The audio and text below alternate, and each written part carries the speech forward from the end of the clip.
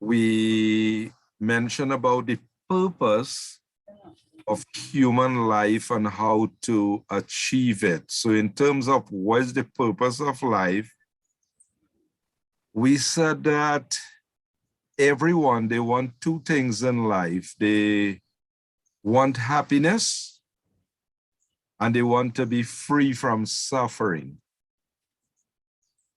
So we mentioned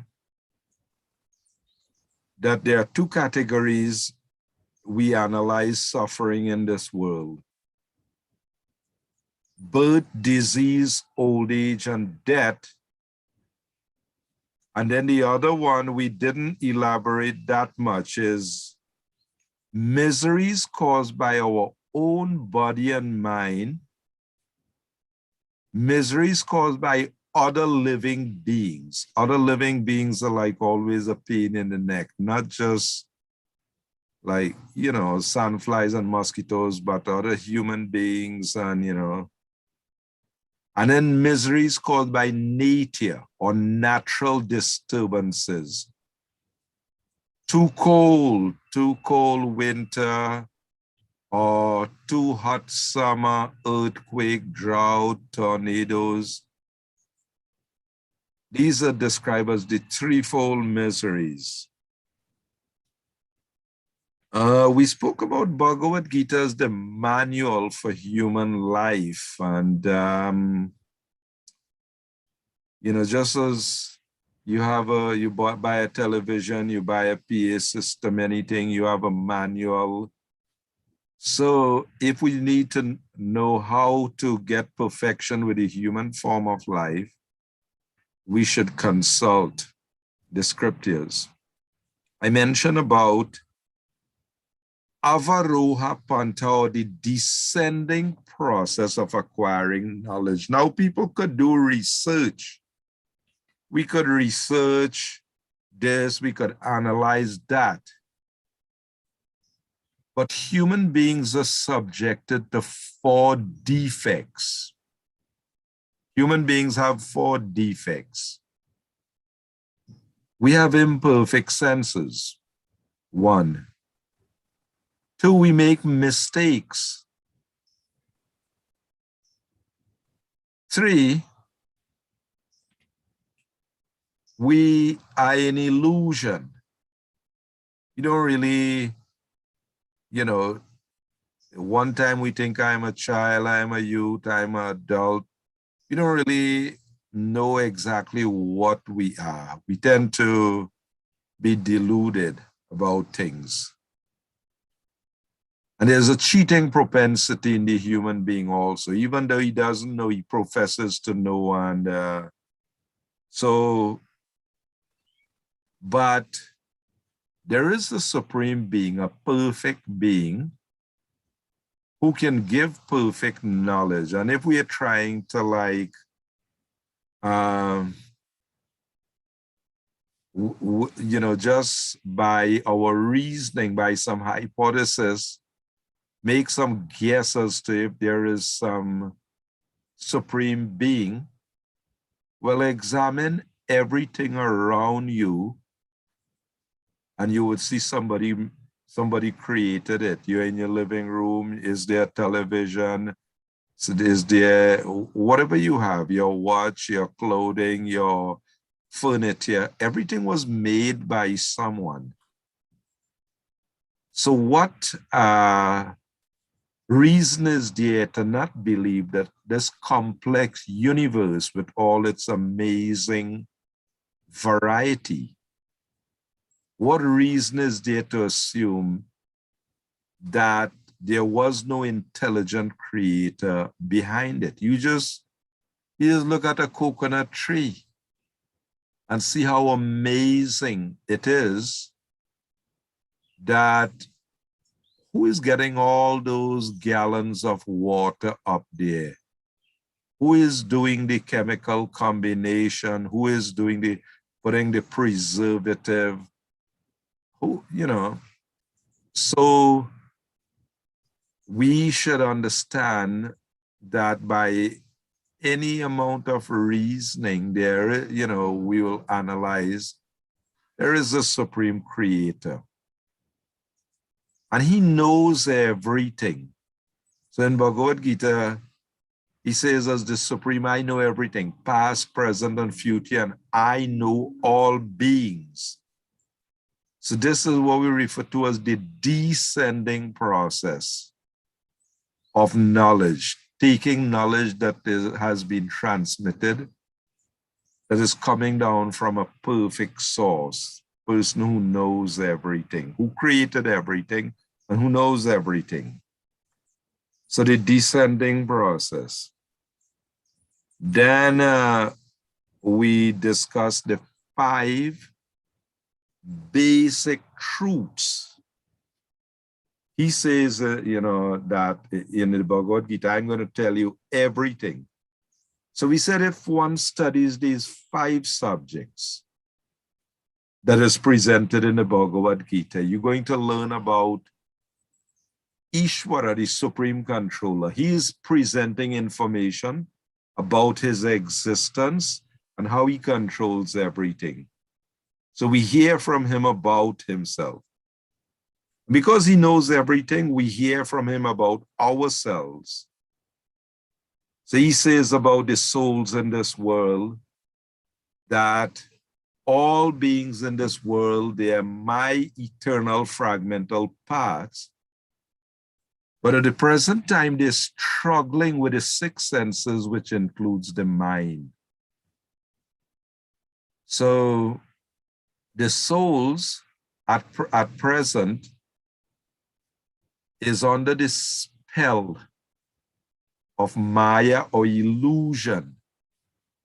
And this is like a magic spell that makes an eternal soul, because he's covered over, he thinks, I am something that I am not. I am this physical, but actually he's something different. So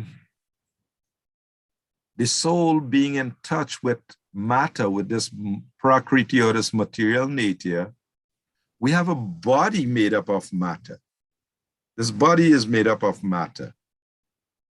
And this material nature controls, it has this force of influencing the soul's goodness, passion, and ignorance in various ways. Then we have this body and we are pushed around, so we perform karma or activities. Why? Because we want to enjoy. We said that's the nature of every being, to want to be happy. But we try to be happy by controlling matter. We want to be the controller and the enjoyer of matter. But that's like a servant trying to be the master.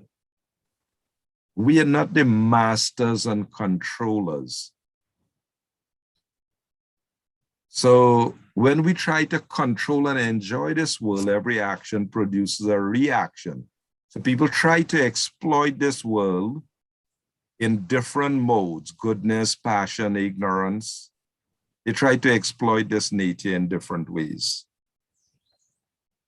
So we discuss karma, action. Karma is defined as actions pertaining to the development of the material bodies of the living being. In other words, we have this body, but it is something in the past that we did that resulted in the particular body we have, because different people have different types of body, they enjoy and suffer differently. And we discuss that in Bhagavad Gita, the Lord says the complexities of action is very difficult to understand. Therefore, we should apply ourselves to this analysis. We should try to understand what is action, what is forbidden action, and what is inaction. So this requires some, knowledge that is given there. Then we discuss about the time factor. The time is not linear, a beginning and an end, but time is cyclic. It goes like the seasonal changes. So time functions like that. Like as the seasons rotate, spring, summer, autumn, winter, we're existing in an era period called Kali Yuga, which lasts for 432,000 years. And there are detailed symptoms and characteristics of this age. But the age prior to this was twice the duration, 864,000 years. So there are 4 cycles, like the 4 seasons. And they have, and living beings in the different age has different characteristics and so on. So those were some of the points that we presented, but I thought maybe to give a little definition and a little broader understanding about how the Supreme relates with us in this world and how we can benefit from his presence. So in the Bhagavad Gita, the Lord speaks about, he says, I am seated in everyone's heart. And from me come remembrance, knowledge, and forgetfulness. So he's seated, he's situated within. He says, I am the witness and I am the permitter. I give remembrance, I give knowledge, I give forgetfulness. So if anyone has a sincere desire of wanting to know and pursue truth, he witnesses our thoughts, our desires, our everything. He says, I am directing the wandering of all souls who are seated as on a machine made of the material energy. This body is like a machine. And he's present within us. And he is giving directions also, according to our desire. So this is how he is related, and he can give us direction. But if we disregard and we do our own thing, then, you know, we suffer the consequences. So these are like some of the points. So we can open back for some questions. If you have some more points for discussion, we can discuss again. There is one person coming up, Raj.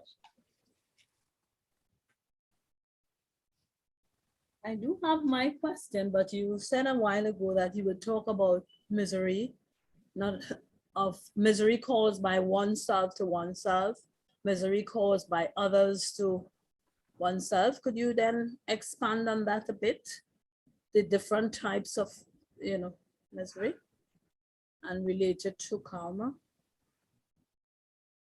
Well, we did mention miseries caused by body and mind. Bodies go through all kinds of diseases, defective bodies, so many bodily ailments. But then we said mind also. People, World Health Organization has predicted that about mental illness, how, I remember years ago, some statistics saying in the United States, 1 out of 5 people need psychiatric treatment. So, this is very widespread mental illness.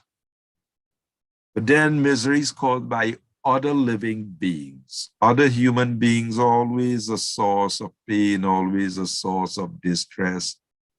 But not just other human beings, but, you have all kinds of creatures depending on where you live, So other living beings are always causing distress. And nature, natural disturbances like the earthquake, the drought. If you go on YouTube now and you put on natural disasters, you put in natural disasters, you will be shocked, you'll be amazed to know that at any given time on the Earth planet, the amount of catastrophes, disasters. So these miseries are built in this world to indicate to us there is an incompatibility. We as eternal beings, we have this inner desire for permanent happiness. So it said our very existence here is threatened by non-existence. If we just sit around and we don't defend, we don't do anything to preserve, we'll be terminated. The time factor will finish us up. Yes. We always have to be putting up all types of defense. And despite all our defense, still we have to succumb to, the ultimate end. So this very atmosphere, we will give the common example. Trying to be happy in this atmosphere, in this world,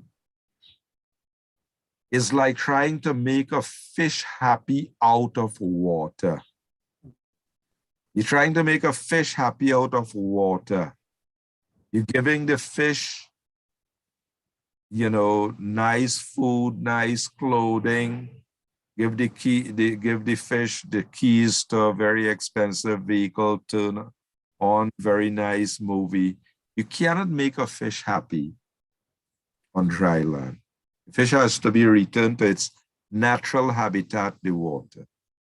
So trying to be happy in this world is an incompatible situation. An eternal soul in a temporary body trying to enjoy temporary objects is not a compatible situation. So the Vedas has this injunction. Asatoma sadgama, give up this world that is temporary. Go to the world that is eternal. Give up this world. Mrityuma means give up this world of death. Go to the world of immortality. So that's like the purpose, the aim of the human form of life. So talking about these threefold miseries, we're in the wrong place. The ultimate end is we'll be finished here. So preparation. We have to be doing something to return home where we belong, permanent existence. Okay, so that's the purpose of the threefold miseries, to help us get the point that we're in the wrong place. Other points? Yeah. Could you kindly expand on what you said what you meant when you said we get vehicles according to our purpose? Right. As you notice, living beings in this world, not just human beings, but you'll notice the human beings, they have different types of bodies, various types of bodies. But when we examine various species, you will notice that they enjoy, or they attempt to enjoy, in different ways. Different bodies, they have different, characteristics they try to enjoy differently. So these bodies are facilitated by the material nature. The scriptures explain the factors that determine why the soul gets different bodies. Karma is one factor, and Daivanetrina means the divine witness. The Supreme, he is present within everyone, and he is known as the super soul. We are the soul, but there is the super soul. This is a manifestation of the Supreme. Maybe Some of you who are familiar with some theology, you will hear about Father, Son, and Holy Ghost. Well, yes, there is the Father, but the Father is present within in everyone in a particular manifestation that functions in relation to us in this world, witnessing, directing the wandering, permitting. So according to the actions we perform in the past, we develop a certain type of consciousness. Now, for the details of this, if for some of you, if you have a Bhagavad Gita, you go to the 15th chapter and from verses 7, 8, 9, 10, these verses give the detailed description. When a soul associates with this matter and try to enjoy it in a particular way, that attempt to enjoy creates a certain type of consciousness. Now that is compared to the air, a subtle element. If this air passes through a very fragrant flower garden with very nice, high fragrant flowers, this air would pick up a nice fragrance, carry a sweet smell. But the same air, if it passes through some garbage dump, place with dead bodies, decomposed bodies, it will carry a bad smell. So just as the air, by its association with different environment, carries different types of smells, so too, when the soul associates and tries to exploit and enjoy this nature, it develops a certain consciousness. So the details is described that when the soul leaves this body, then under the supervision of the super soul, it says transference of the atomic soul from one body to another is made possible by the grace of the super soul. The super soul witnesses how we attempted to enjoy what we wanted. So then is given Striya pravishta udaram. Striya means the female and udara means the womb. So the soul is put into the womb of a particular mother to assume a particular type of body in a particular situation. Hence, souls take birth in different situation. And it says, Shrotram Chakshu Sparshanam. Shrotra means the sense of hearing. Chakshu means the eyes. Sparsha means the sense of touch. So souls get different bodies. So when you see a particular body, a soul taking a dog body, a hog body, a particular type of body, that was under the supervision of the Supreme, and according to the actions that person performed in the past, he's assigned a particular type of body. It's just like according to your purchasing power. You want to buy a vehicle. Well, what is your purpose? And what is your purchasing power? Purchasing power means if you have performed good deeds, then you will be able to get a good body. Yes, you have accumulated more good deeds. It's like you have better purchasing power.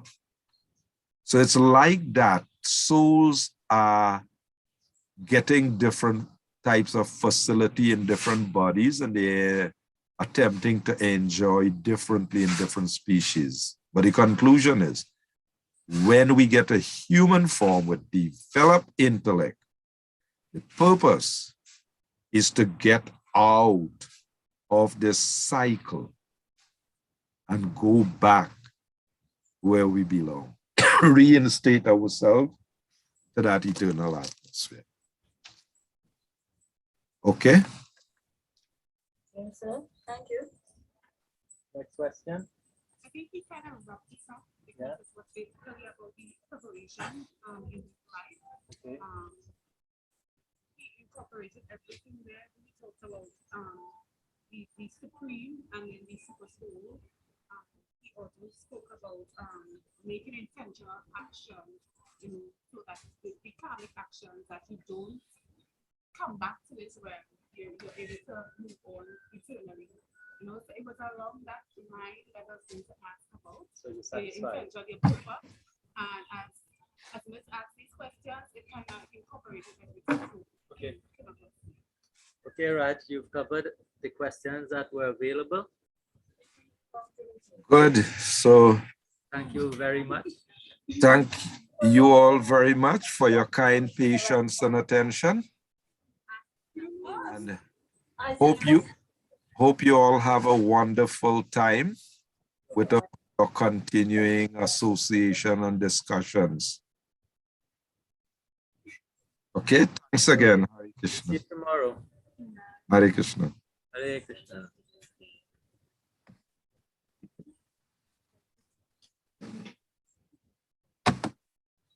So I'll get the other speaker on. Bada, bada, bada.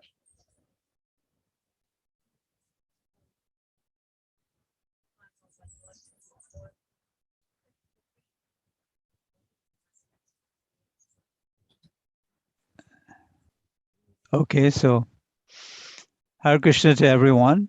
Oh,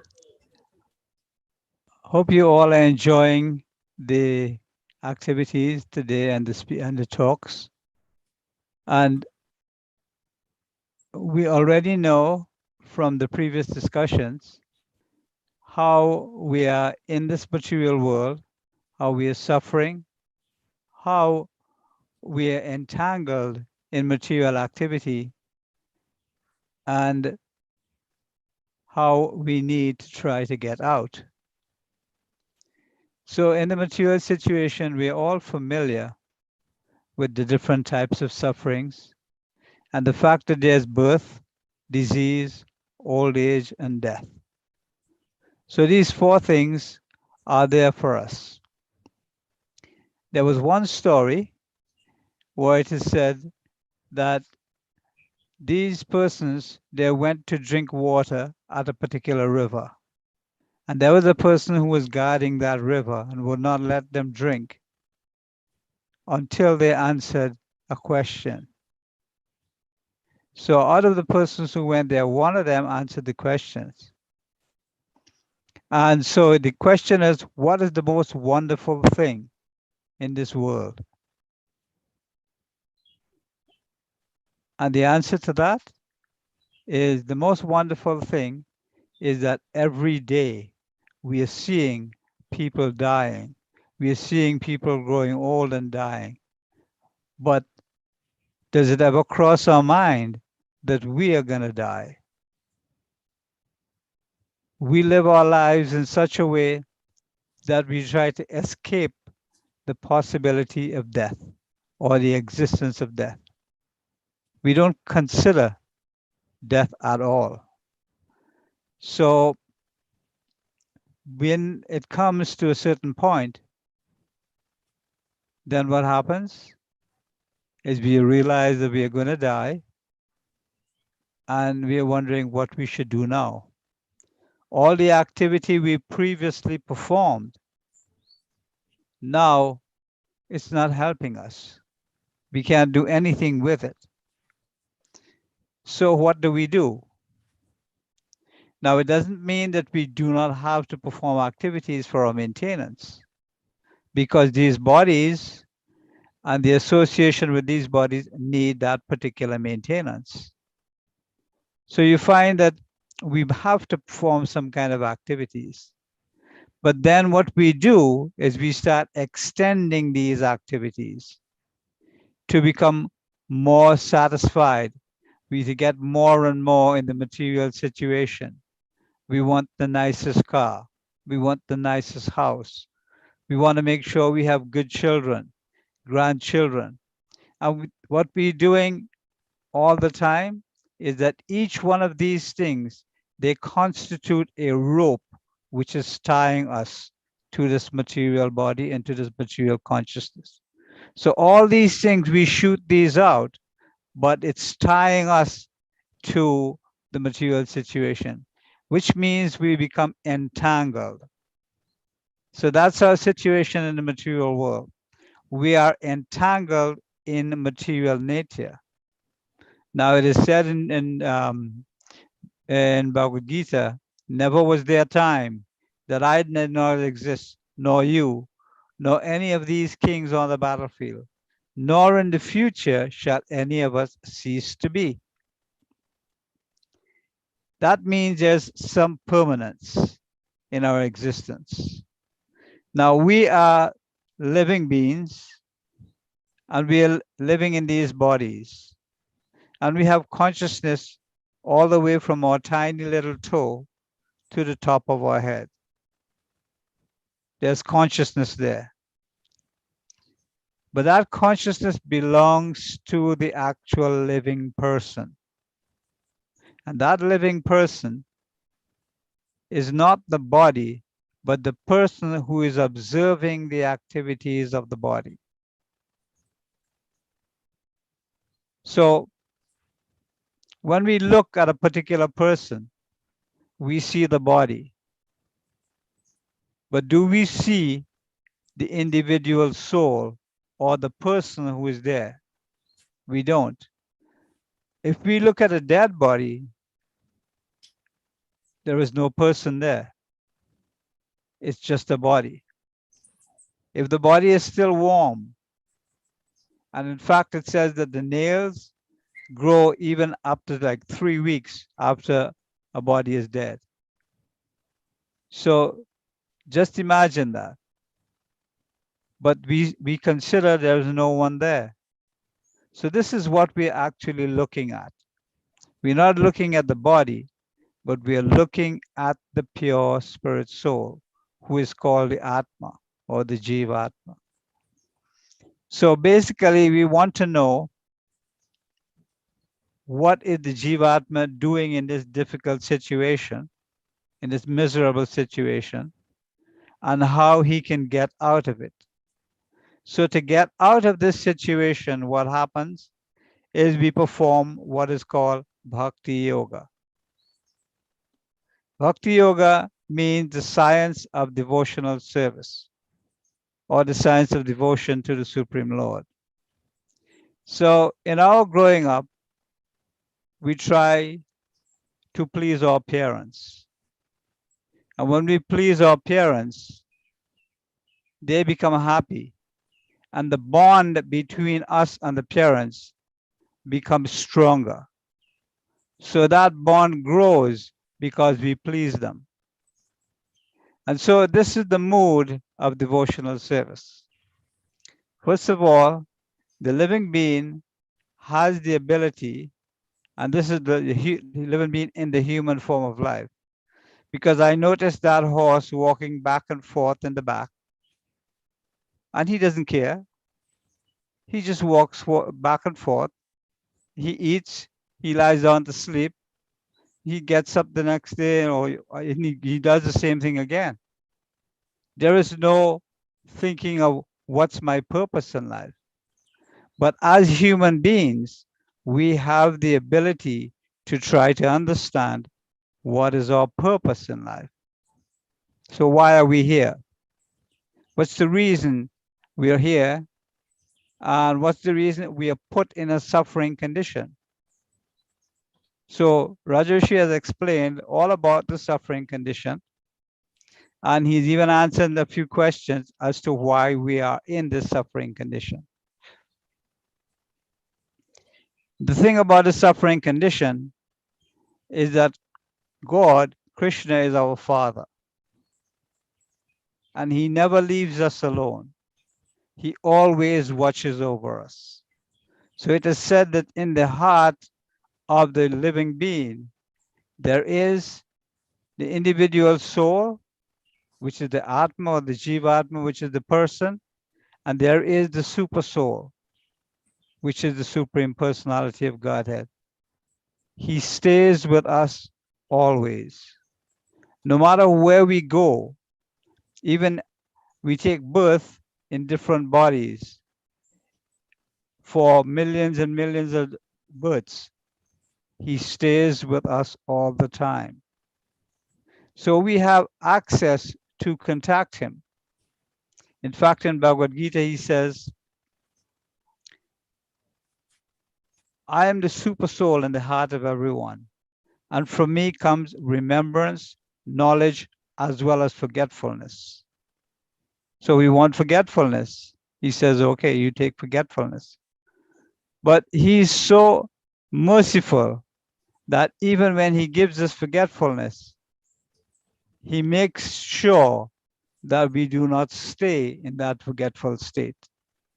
That at a certain point in time, we begin to think, why am I here?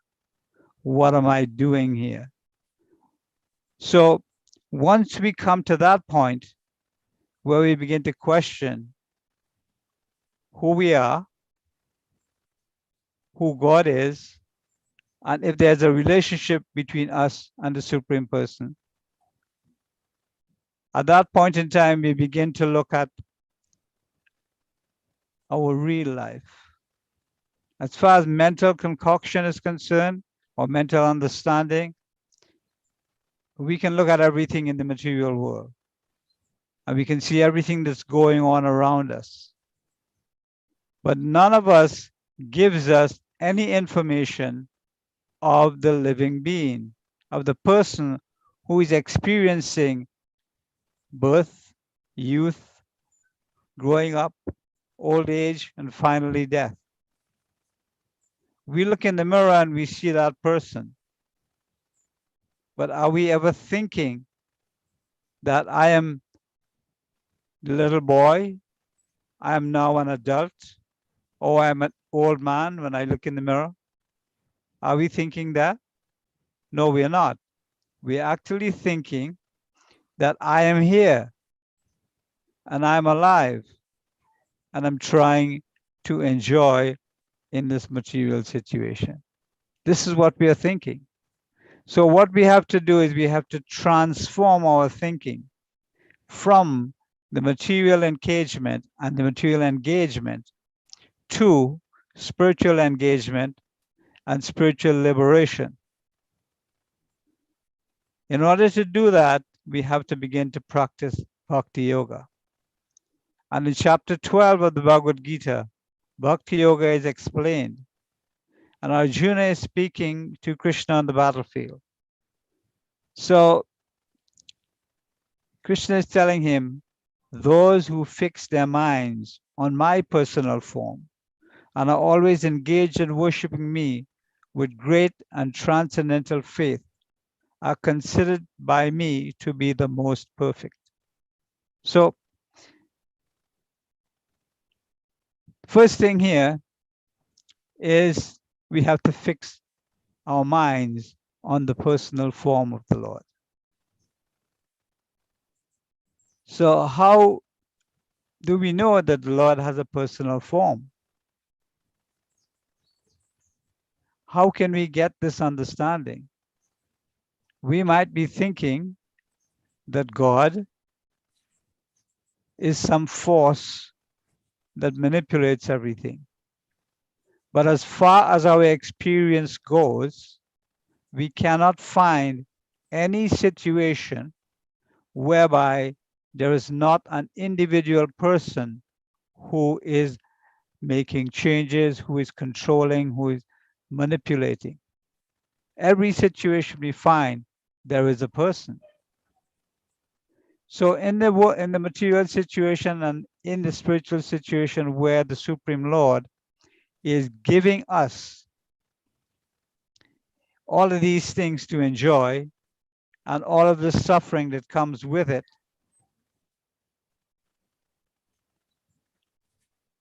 we are thinking it's some kind of impersonal something that's running everything. Who makes those plants at the back grow?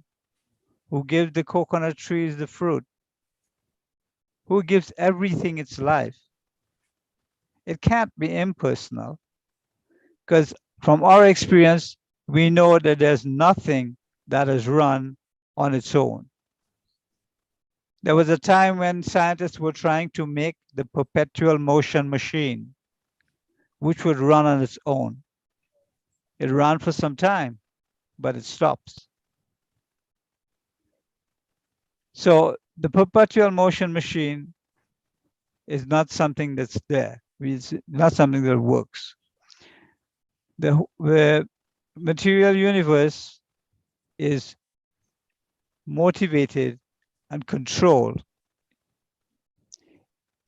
It is said in the Sri Upanishad, everything is owned and controlled by the Supreme Lord. It's also said that we are entitled to take a certain portion of what comes as what is allotted to us. So the first thing we have to understand is that everything belongs to God. We have a certain portion and it's given by God. So when we take the example of the father and the child is grateful for the father.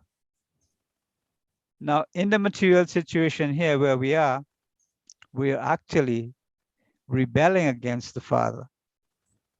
We're saying we don't want your control. But here and more we are learning that he controls everything.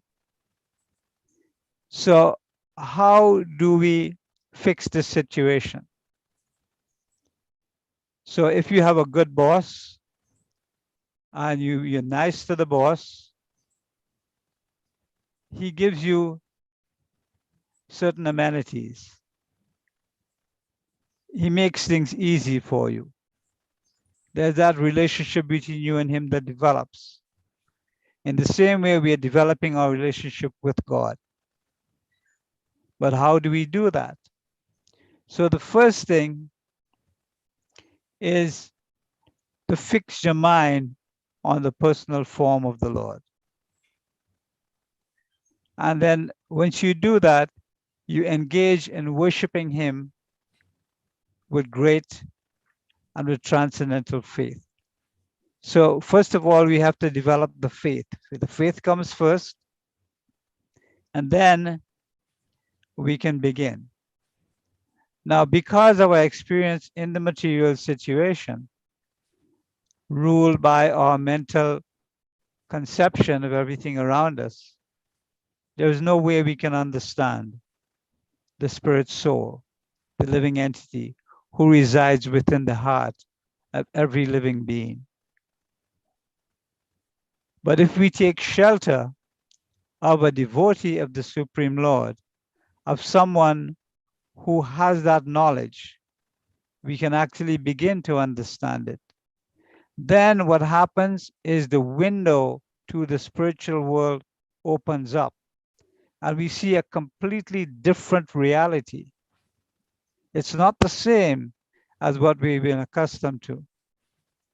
In this reality, what happens, you find that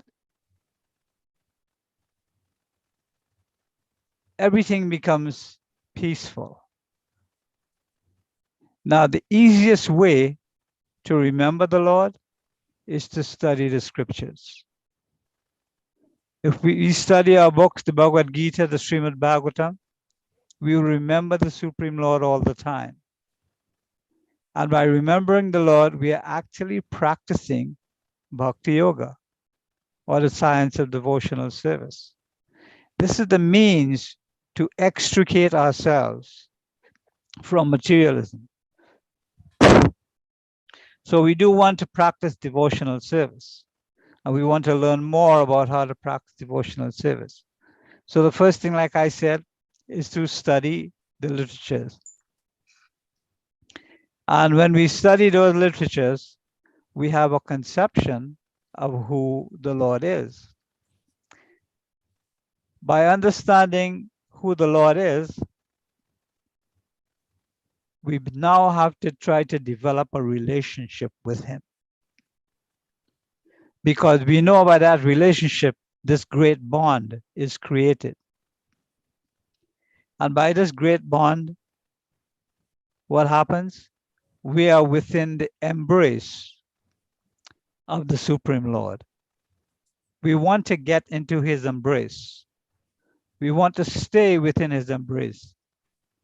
We want him to always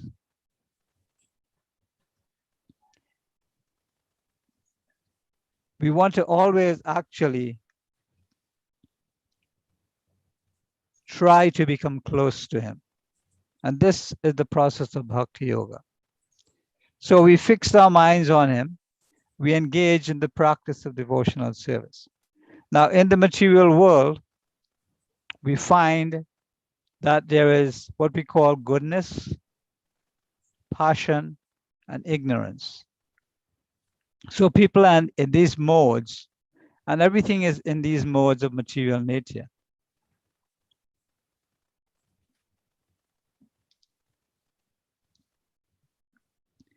So you find there is ignorance. It's like the horse in the back there. He just goes day by day. Nothing bothers him, except sometimes he gets scared. But he keeps on going day by day. There is no purpose to life. He just lives it out. This is kind of what the mode of ignorance is. And for people, what happens is they begin to take intoxication and try to enjoy in some degraded way. So they don't think that there's any purpose in life. Now, the people in the mode of passion, those are the ones who say we start here and we want to increase, want to improve. And so they work hard. And they work hard so that they can become successful in material life. But what happens to that success? It means that they become more and more entangled in the complexities of material nature. Then we come to the mode of goodness. And the mode of goodness, you find people like to cultivate knowledge, and they're generally happy by nature.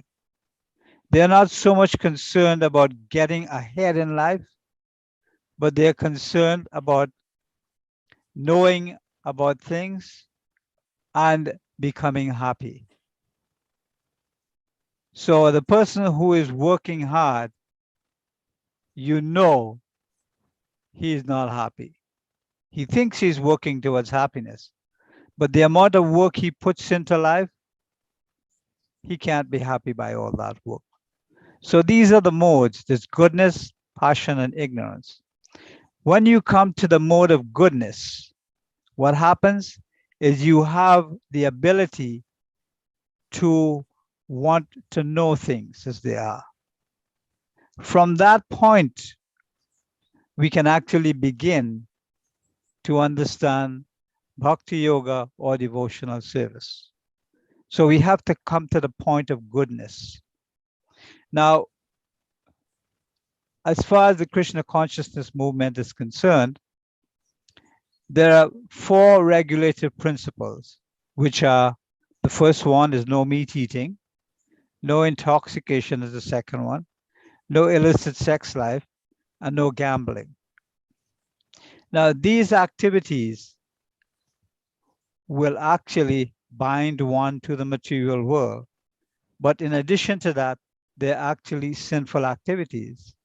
Now, we might say, well, meat eating is not really a sinful activity. But if we consider ourselves from the position of the animal, would we like people to just chop us up and kill us and eat us? Would we like that? Would we feel happy in a situation like that? No. The activities people perform in this material world, they can actually be giving others difficulty. So some people, because of their mode of goodness, they assist others in positive ways. They're helping to make another situation more comfortable. And some are bad, they're causing pain and discomfort and injury to others. And some, they perform activities that do not affect the material situation at all. This is the practice of devotional service. And these are the three kinds of action. This is the akarma part of it. This is actual devotional service. So we have to begin to understand, first of all, who we are, which is the Atma, or the living being, the person. Then we have to understand who God is, and He's the supreme controller.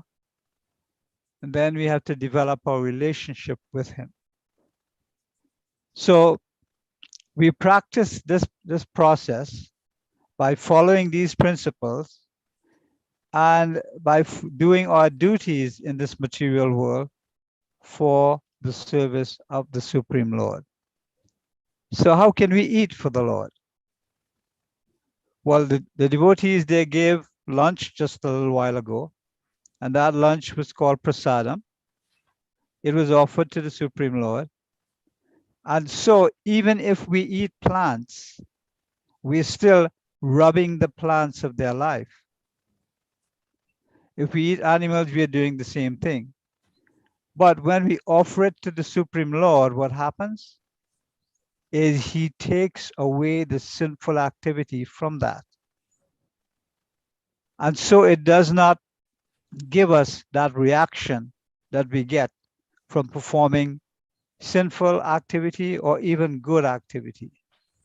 If we perform good activity, what happens is we become pious and peaceful, we become knowledgeable and happy.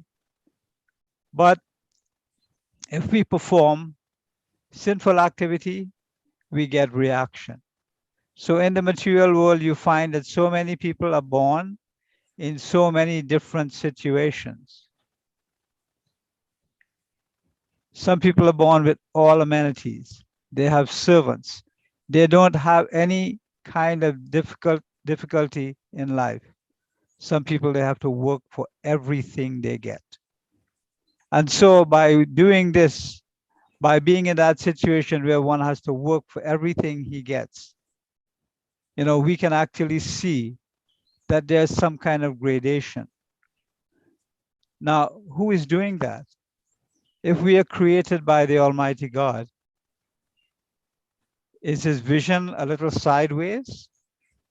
In that what He's doing is He's giving some people a better situation and others not so good a situation. And this is actually caused by our karma in previous lives. So we can see the effect of karma. We might not be able to fully understand it, but we can see it just by observing the situations that people are born in and the situations that they live in. And so when we take prasadam, or the food offered to the Lord, He takes away the reaction of the activity of killing the plants and giving them difficulty. Because nothing in this world belongs to us really and truly, but we are given a quota. Nothing belongs to us. And the reason we know that nothing belongs to us is that at the time of death, we can take nothing with us. All right, so let me go a little bit more into devotional service. And devotional service, we have to first of all remember the Lord. Now, the thing about devotional service is we can't actually begin to practice devotional service until we take instruction from someone who is already practicing. It's like you want to go to the university to study a particular subject matter. You study under different professors who have studied this subject matter. And so these people who have studied this subject matter of devotional service are the ones who can give you this knowledge. And like I said before, once you get that knowledge, it opens up the window to the spiritual world, a world which we never saw before, which we were never conscious of. So what happens is we associate with a person who is practicing devotional service.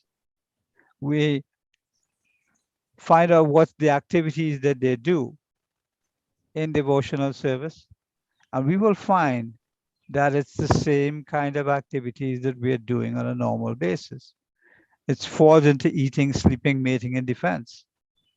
We are doing the same things, but now we are doing it to please our loving Father and to increase that bond of relationship with Him. So this is the difference in the activity.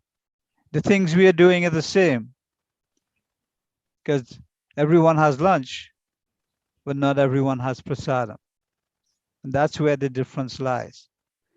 So we do everything so that we can actually increase that bond with the Supreme Lord.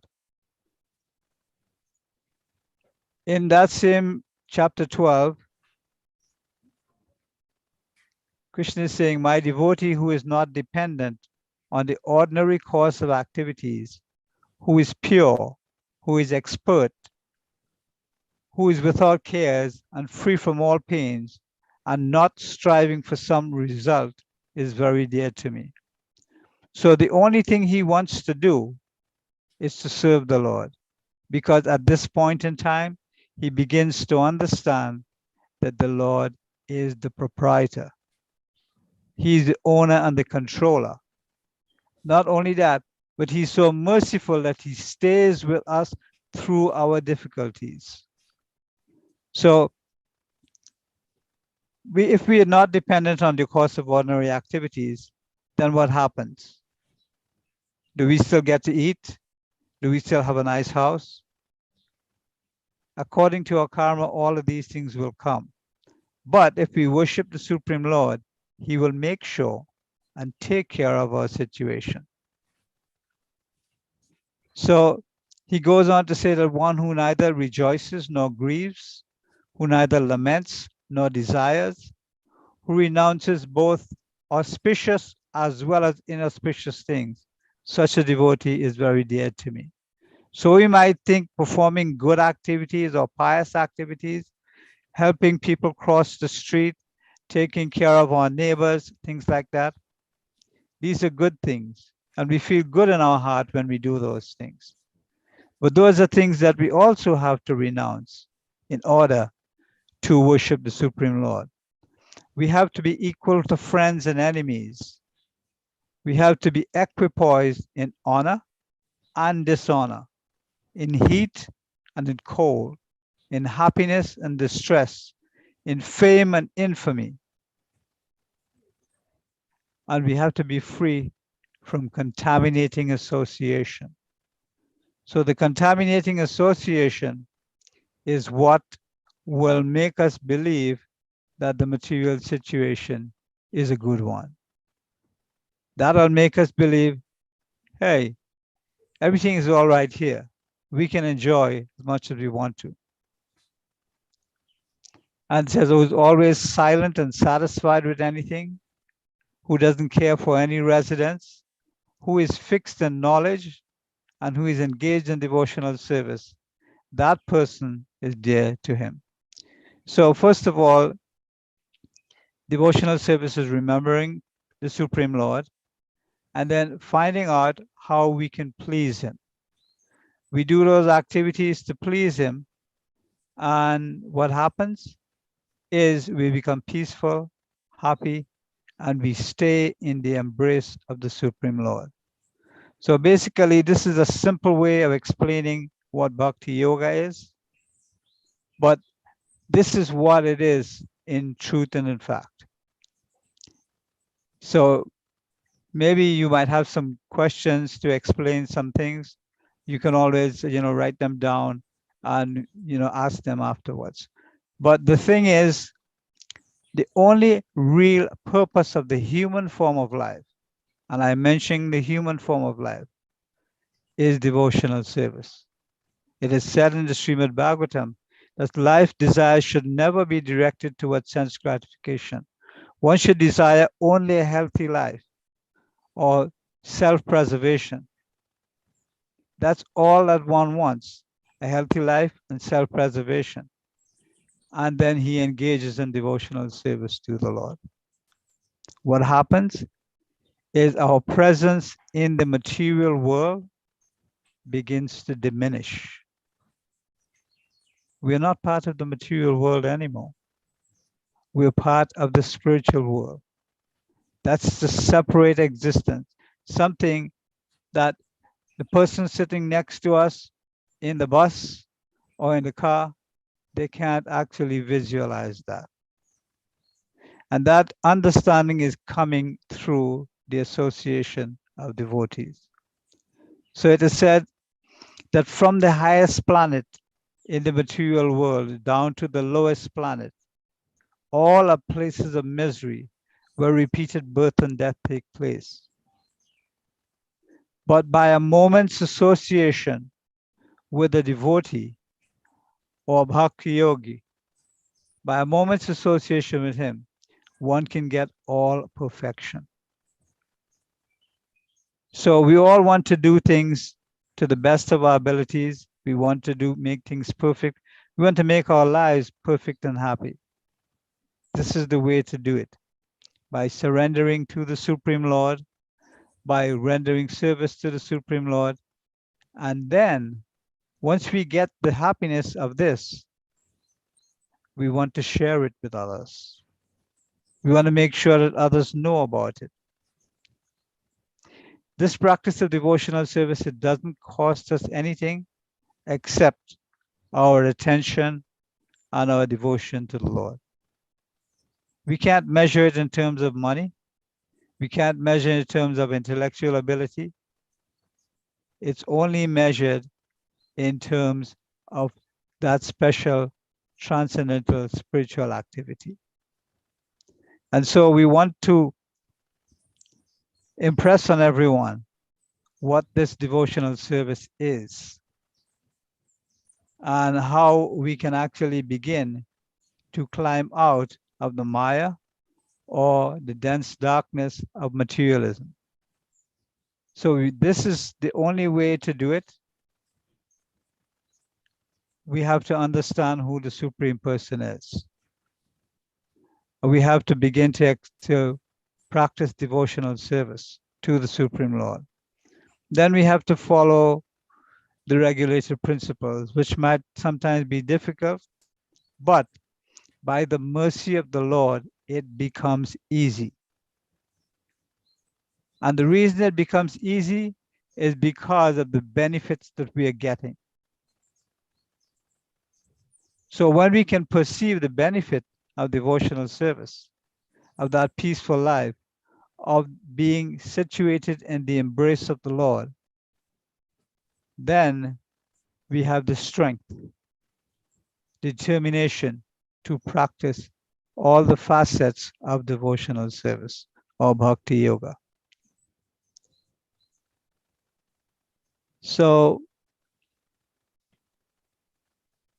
I think I said enough about it in a general way. And if anyone has any specific questions on this, maybe we can go ahead and try to answer those questions and continue the discussion.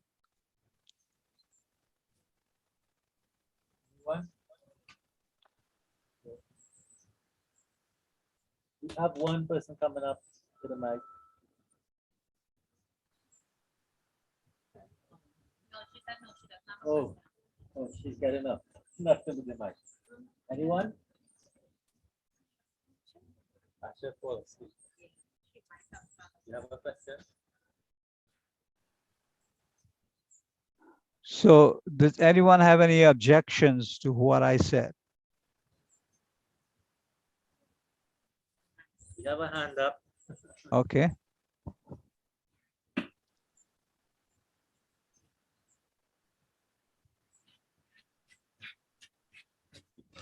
Okay, thank you for your talk.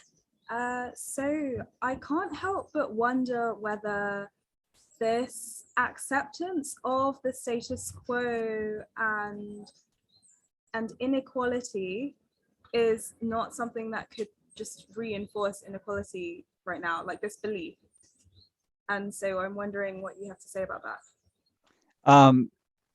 All right, say that one more time because I'm getting the you said, but the inequality Yeah, in life.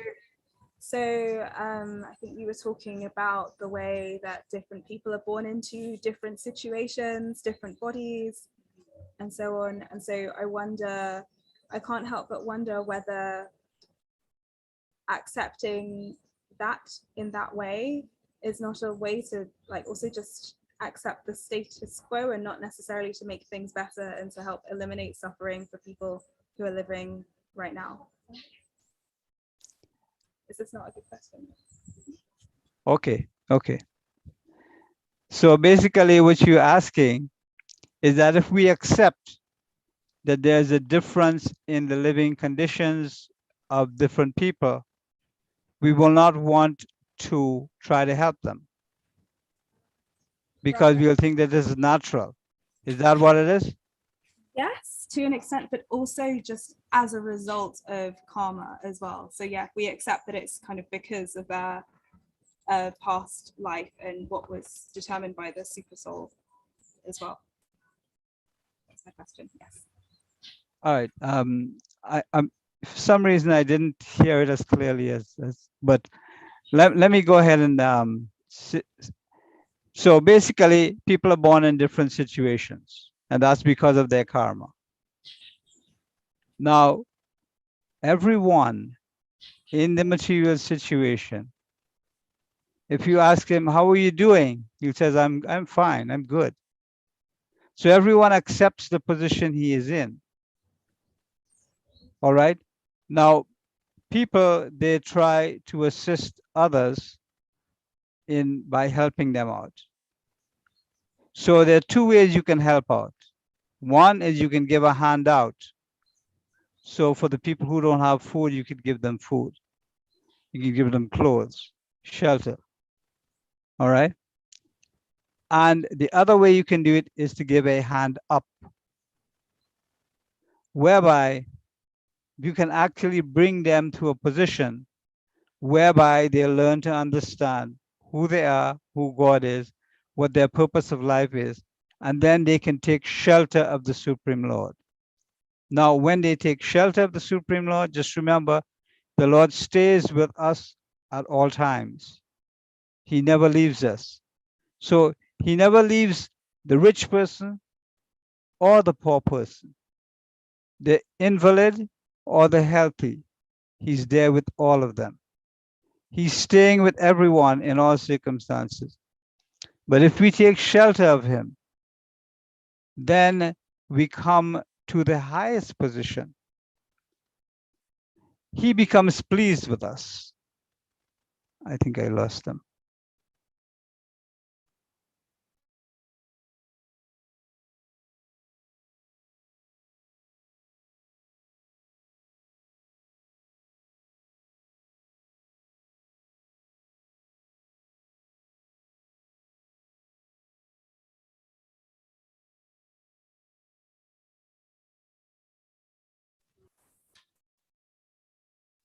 Hi, we're back. Just give us 1 second because we're going to connect you to the speaker again.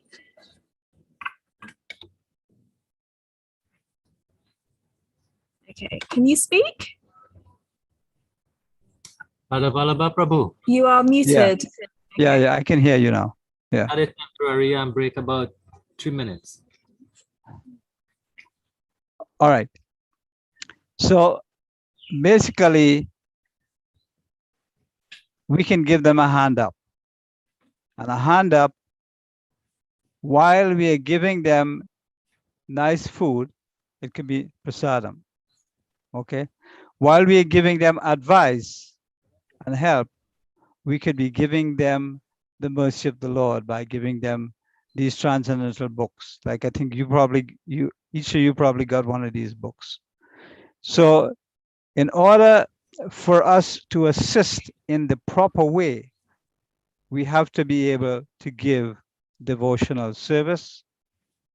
Now we can still help others according to our abilities, Because normally the person in the mode of goodness is very charitable.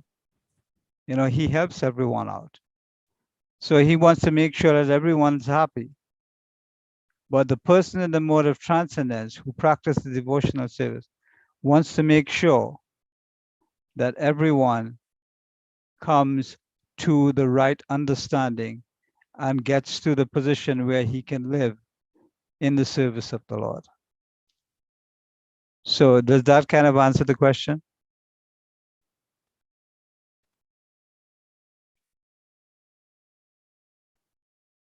I didn't hear you there. I can see you speaking, but I couldn't hear you. Thank you very much. That does indeed answer the question. Okay.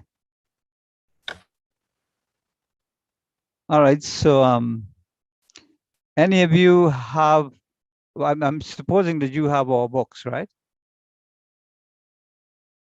Okay, I think we get disconnected again. Yeah. Well, is the internet a little spotty over there, right? It should be sorted now. Okay, good. Good. So we have books on the table. So I will All give right. you the opportunity now to take a look at the books. Okay. Okay.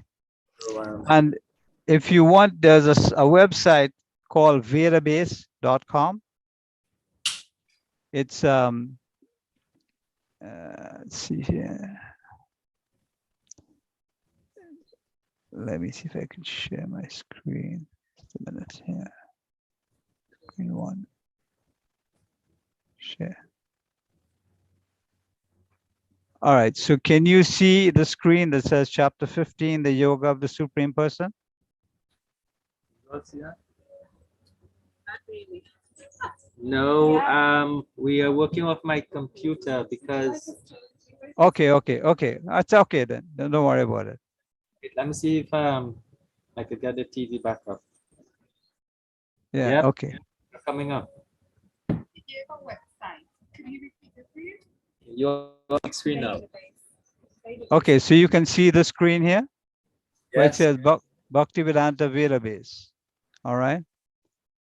Now, this website is where you can actually read all of these books. And there are more that you can read. Everything you want there, you can read it. And if you speak different languages, you can read it there also. Internet Of course, we all like to have the books themselves because, you know, we sit down anyway and we read it, right? And we can pass the book to someone else. But just in the event that, you know, you wanted to see what our stock of literature is, it's all here. You can see this is Srimad Bhagavatam, right? And you can see the other one, which is Bhagavad Gita. So these things are available to you, and you can look through our selection of books there, and then you can choose one or two from there. But like I say, the easiest way to remember the Lord is to stop here. Okay. Yeah, the easiest way to remember the Lord is to study these books. If we study these books, then we can begin to understand who he is. So these books were written by His Divine Grace A.C. Bhaktivedanta Swami Prabhupada, who was a great devotee of the Supreme Lord. So we are getting the benefit of getting the knowledge from him. So he's like the guru of everyone when they read these books. And in all these books, you might have some questions when you read them. The devotees can always answer those. But this will increase your consciousness of the Supreme Lord, will make you understand that he is in control of everything. There's nothing that exists in this world that is not under his control. In fact, it is said that this is not the only universe. We're thinking of this one planet, and we look out to the universe, and we say there's so many planets in the universe, and now they're doing space, they're trying space travel and all of that. But there are many other universes like this one. So the extent of material civilization or material nature is very, very great. But our relationship with the Lord puts us all into the same position of satisfaction. So no matter how many millions and millions and millions of living beings are in this universe and the other universes, we get that special benediction of the individual attention of the Supreme Lord when we take to devotional service. So, all right, so I can stop here. I don't know what Prem has for the next part of it.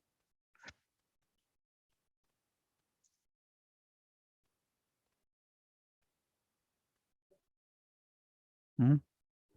Yeah, it looks like they're frozen. Yeah. All right, so Prem, I think you're getting disconnected every now and then, but Yeah, so what's your next we have a break now and inviting them to have some snack, prasad, and take a look okay. at the cook table. All right. And you girls can always write down whatever questions you have. And I'm sure you have email addresses for everyone. You can just go ahead and ask those questions. And you can get answers as you go along. So we encourage you to do that. All right, so Haribol. okay. Haribol. So I again multitasking and have not done some of my duties, so I'll do them later. Rajeshri, who you heard before, who spoke about the body. He has been a devotee since he was 17 and now he's 61. Very experienced. He's read and studied the books he's studied under our more experienced devotees. And Radha Balaba, so Rajeshri is Trinidad, yeah? Radha Balaba, he became a devotee in Trinidad and then he moved to the US in Achala. That's in, no, not Achala. I can't remember the word. Achu something. So that is in Florida. And he is associated with the temple there. He also is a devotee for at least 30 years. So It's more like 40. 40 years. How do you pronounce where you at? I'm in Florida. I'm in South Florida. Right. It's called Margate. That's the city. And the temple you go to? Miami Temple. Okay, Miami Temple. So now we will take our break and please take a look at our books and purchase the Japa piece and bags if you wish. Tomorrow we're doing Japa. What's this, Japa? Japa is meditation of the Maha Mantra and the deeds. Like Buddha does, and the Catholics has rosaries and the Muslim has similar things. Yeah. So should I disconnect now? Sure, because yeah, we're taking the break now. Okay, and you don't have any speaking engagement afterwards. It's just Kirtan after. okay. Good. All right. Thank you. See you tomorrow. You take care. Okay, Bye. take care. Hare Krishna. Hare Krishna. And for everyone, this has been recorded on YouTube. So you can look for Tobago Retreat 2022. There would be 2 videos. I got the first one a little bit late, but this one, since I started speaking, I put it in.